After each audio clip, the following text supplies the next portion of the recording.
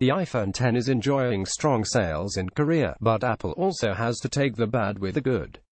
The US tech titan's 10th anniversary smartphone hit stores last Friday and its sales topped 100,000 over the first 2 days of sales through the nation's 3 wireless providers despite its high prices.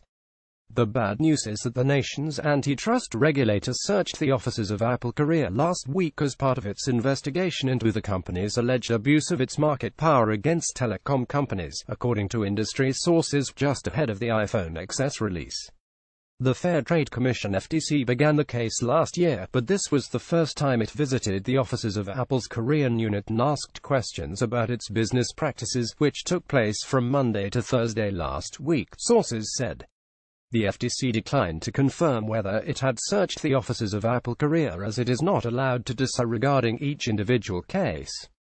Since Apple began selling the iPhone here in 2009, the Cupertino-based company has been embroiled in allegations of unfair practices. These include shifting advertising costs to local mobile carriers, getting telecom firms to host release ceremonies for new products, and refusing to offer handset subsidies. These are in sharp contrast to the payments made by Korean smartphone makers Samsung Electronics and LG Electronics. The American smartphone maker is also under fire for forcing wireless providers to follow its own guidelines in displaying products and designing ads without sharing the cost. It allegedly obligates them to order a certain amount of products to sell in the country, according to industry sources.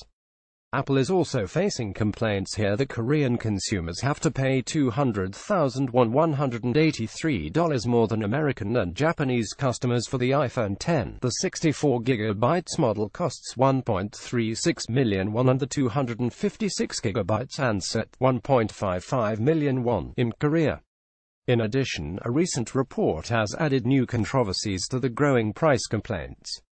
Industry tracker IHS Markit said that one 64GB iPhone X that retails for $999 costs Apple $370.25 to manufacture.